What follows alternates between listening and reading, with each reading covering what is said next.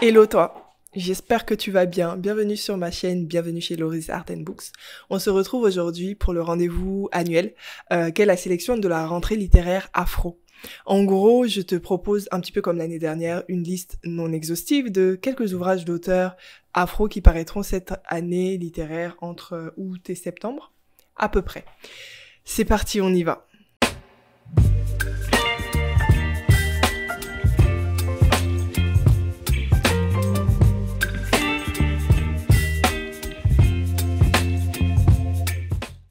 Bon, on commence dès mi-août avec Autant des damnés et des bénis de Ayobami Adebayo, qui est une autrice nigériane, il me semble, qui va paraître le 16 août prochain.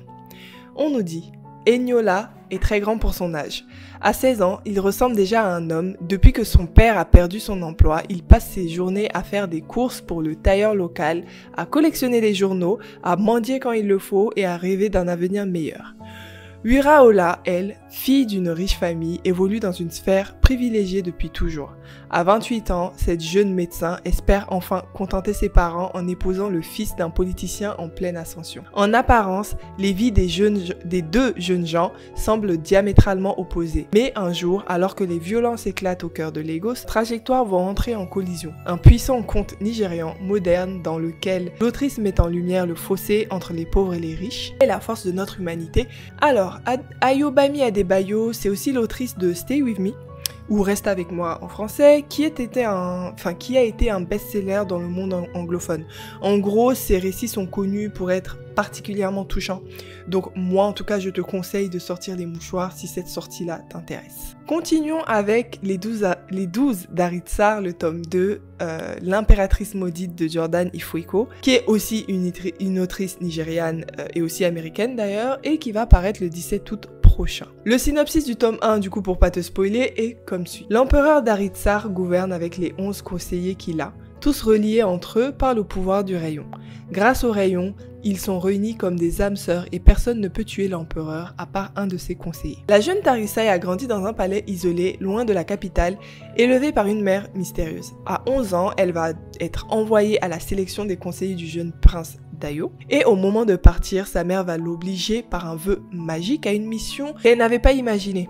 Elle va devoir gagner l'amitié de Dayo, le prince, et ensuite le tuer. Tarissaï, forcément, ne veut pas attendre que la malédiction de sa mère s'accomplisse. Elle ne veut pas être l'instrument de qui que ce soit, forcément. À 16 ans, le temps lui est compté. Son lien avec le prince est encore plus solide qu'elle ne l'avait prévu. Et on va se demander si elle sera assez forte pour essayer, tant bien que mal, de suivre son propre chemin. Bon, j'avais eu un coup de cœur pour le tome 1, donc tu comprendras mon excitation face à la sortie de ce tome 2, d'ailleurs qui va conclure la duologie, ce qui veut dire une nouvelle série de terminée en 2023. Et ça, on apprécie. Continuons avec une autrice martiniquaise d'ailleurs que je ne connaissais pas avant. Il s'agit de Joséphine Tassi qui publie L'Indésir le 17 août prochain. On nous dit « Ce matin, Nouria s'est réveillée avec une impression d'hier. Dans la nuit, son téléphone a sonné. Sa mère est morte. Elle ne ressent rien, aucun chagrin pour cette étrangère qu'elle n'a pas vue depuis 8 ans. Avec Abel, un garçon croisé en boîte, elle va partir à la rencontre des drôles d'individus qui ont connu sa mère. Nouria cherche des réponses sans poser de questions, sauf une, mais qu'elle préfère garder pour elle. Le souvenir de cette femme qui n'avait jamais voulu d'elle va la renvoyer à l'indésir qui lui colle à la peau. Bon, je t'avoue que pour celui-là, c'est la description de l'autrice qui m'a le plus influencé à le mettre dans ma sélection. Elle est décrite comme suit par son éditeur. On nous dit, elle aime étudier selon ses envies, aussi bien les politiques publiques que le swahili, l'histoire de l'art, la finance, les sciences cognitives. Elle est aussi aujourd'hui chercheuse en économie du développement. Bref, franchement, ça m'intrigue beaucoup, il m'en fallait pas plus. On poursuit avec une primo-autrice, il s'agit de Lisette Lombé, qui va publier Eunice le 18 août prochain. Et d'ailleurs, j'ai oublié de le dire, Lisette Lombé est une autrice belge et congolaise, On nous dit Eunice, 19 ans, athlète étudiante en fac de psycho, vient de se faire larguer par son petit ami. Elle va essayer d'utiliser l'alcool et la danse pour anesthésier sa tristesse. En se réveillant avec une gueule de bois carabinée, la jeune femme pense avoir touché le fond. Mais les nombreux appels en absence laissés sur son téléphone par son père annoncent le pire. Sa mère, Jeanne, est morte. d'une chute dans l'eau du fleuve au sorti d'une boîte de nuit. L'enquête conclut très vite à un simple accident, mais Eunice refuse d'y croire. Et si un agenda rouge retrouvé dans le salon de coiffure lui donnait raison? Et si les initiales écrites sur plusieurs pages étaient un indice? Pour Eunice, c'est le début d'une quête de vérité afin de comprendre qui était cette mère dont elle réalise qu'au final elle ne connaissait pas grand-chose. Le choc du deuil rappelle que toute famille est un lieu de secret enfui. Bon, un petit peu comme le précédent ouvrage, je t'avoue, c'est le profil de l'autrice qui a retenu mon attention. On nous dit que Lisette Lombé est une poétesse, et slameuse de base. Donc selon moi, ça promet une plume très travaillée, j'ai hâte de voir ça. Ensuite, je te propose une traduction qui a déjà fait ses preuves en VO. Il s'agit de Ça se l'épouse de Peace Adzo Medier, qui est une autrice originaire du Ghana et du Libéria et qui va paraître le 22 août prochain. On nous dit « Depuis que ma mère m'avait appris qu'on allait me marier à Ellie, j'avais l'impression de porter nos deux familles en équilibre sur la tête comme une bassine plein à ras-bord. Il est difficile d'être la clé du bonheur des autres et de leur victoire, l'instrument de légitimation de leurs actes. Afi vit seule avec sa mère dans une petite ville du Ghana lorsqu'elle se voit offrir l'opportunité qui changera leur vie.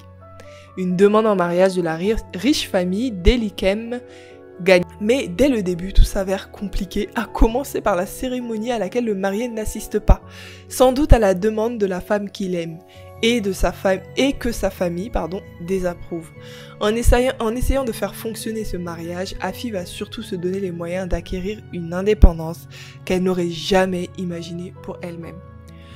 Ok, je ne sais pas vous, mais moi je pressens quand même l'histoire d'une femme qui va essayer de se battre pour ses objectifs et son bonheur. Pour ceux qui ont déjà lu l'autrice d'ailleurs, n'hésitez pas à nous dire en commentaire ce que vous en avez pensé, si vous avez aimé ou ce que vous n'avez pas aimé le cas échéant. On revient un petit peu en Martinique avec Les choses immobiles de Michael Roque qui va paraître le 23 août prochain. 2037, engluée dans une guerre européenne et des crises climatiques à répétition, la France abandonne financièrement ses outre-mer. Pause. Il dit 2037, mais moi je dirais qu'en 2023 c'est un petit peu déjà le cas. Hein. Bon, il y a juste la guerre en moins, mais la France et ses outre-mer c'est un peu compliqué. Bref, je continue. À la Martinique, l'île est partagée entre les tenants de la République et un mouvement indépendantiste basé sur les collines des quartiers pauvres. Une guerre civile est donc sur le point d'éclater. À la mort de son père, après une vie dans l'Hexagone, Charles retrouve son frère, militant nationaliste, sur cette île qu'il va pleinement découvrir. Hanté par des fantômes du passé et une étrange anguille spectrale qui le lie à son frère, Charles va peu à peu le rejoindre dans sa lutte. Les choses immobiles, on nous dit, est un roman d'anticipation politique où deux visions du monde vont se mêler et s'entrechoquer. Entre esprit frappeur et réalisme social, on nous dit que Michael Roque essaie de décrypter les blessures intimes, fraternelles sur fond de virilisme ravageur et de chaos insulaire. Déjà, commençons par ça, cet auteur-là, il m'attire autant qu'il me fait peur.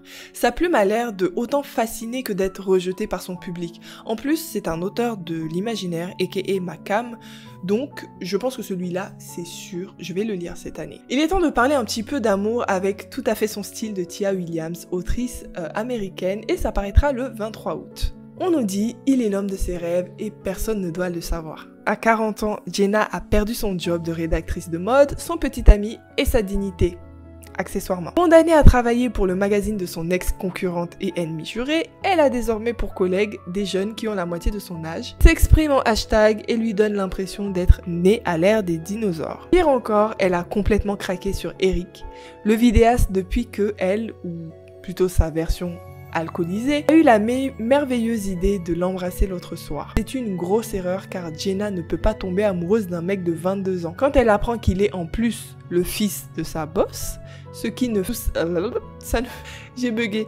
Ça ne fait plus aucun doute, elle doit garder le secret ou essayer de le cacher à tout le monde. Bon, Tia Williams, c'est aussi l'autrice de 7 Days in June dont je vous avais pas mal parlé, il me semble. Et ce que je peux dire, c'est que je me porte garante de sa belle plume, mais pas des traumas que vous allez retrouver dans ses livres. Et comme par hasard, je parle de ça et on entend un enfant pleurer derrière. Est-ce que c'est une coïncidence? Je ne sais pas. Bon, le 23 août, c'est un jour prolifique en sortie. On va maintenant à Haïti avec Veilleuse du calvaire de Lionel Trouillot. Ce livre est celui d'un paysage de pierre, de rivière et d'ombrage, celui d'une colline abîmée par la cupidité d'un homme, un notaire sans scrupules qui, en ces lieux, ouvre les portes à toutes les bassesses. Mais de cette colline s'élève une voix, celle de la rébellion des femmes dont le corps est la cible de toutes les offenses, dont le courage a la puissance du poème. Bon, je vais pas mentir sur ce point, j'ai pas compris grand chose du synopsis, mais je fais toujours confiance aux auteurs haïtiens. Voilà, pour moi, ça justifie que ce livre se retrouve dans ma sélection. C'est tout. Bon, on continue vers le Cameroun avec Souviens-toi de ne pas mourir sans avoir aimé, qui est un recueil de poèmes de Marc-Alexandre Owo-Bambé. Et pareil, qui sortira le 23 août. On nous dit, Jaromil a le jazz à l'âme. Un jour, il reçoit dans sa boîte aux lettres un colis contenant un courrier, des cassettes audio, un disque Mo Better Blues, je connais pas la personne, la photo d'un homme qui lui ressemble trait pour trait, seul héritage du père qu'il n'a pas connu. Bouleversé, il part en quête de réponse et écrit à sa fille pour tout lui dire.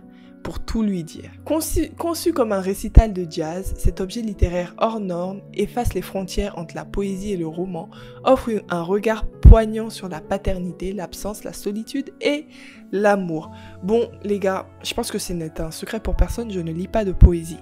Donc si tu te demandes pourquoi est-ce que ça c'est dans ma sélection, je vais essayer de justifier quand même un peu. C'est le côté... c'est une œuvre littéraire qui essaie de blend le côté roman-poésie. Je me dis, si je commence la poésie, ce serait bien de commencer avec un recueil de poésie qui se rapproche le plus d'un roman, c'est-à-dire qui a une histoire qui est déroulée. Et mine de rien, ça m'a bien intéressé le synopsis qui a été dit, donc je pense que celui-là, il y a aussi bien moyen que je me le procure cette année. Ouf, j'ai un peu mal à la gorge. On reste un petit peu en Afrique avec Glory de No-Violette Bulawayo, qui est une autrice originaire du Zimbabwe. On nous dit, il y a longtemps, dans un pays de cocagne pas si lointain, les animals vivaient heureux. Puis vinrent les colonisateurs. Après de longues années de domination, une guerre de libération sanglante rendit l'espoir aux citoyens. Elle leur apporta un nouveau dirigeant qui est un cheval tyrannique, a.k.a. la vieille carne, qui gouverna encore. Avec l'aide d'un groupe cruel de défenseurs et celle de sa jeune épouse bien-aimée, l'ambitieuse Annès merveilleuse. Mais même les sots de ce monde savent qu'il n'y a de nuit si longue qui ne s'achève par une aube. Et elle s'acheva pour la vieille carne un jour où elle prenait son thé Earl Grey en écoutant son émission de radio préférée. Une fois de plus, les animals retrouvèrent espoir. Bon, je pense qu'on aura tout compris. Glory, en fait, c'est une sorte de réinterprétation, réécriture, je sais pas trop. Satire, peut-être, de La ferme des animaux de George Orwell. J'avais bien aimé ma lecture de ce classique que j'ai lu il y a vraiment pas longtemps. Donc je me dis, pourquoi pas essayer cette réinterprétation en plus de la part d'une autrice zimbabwéenne.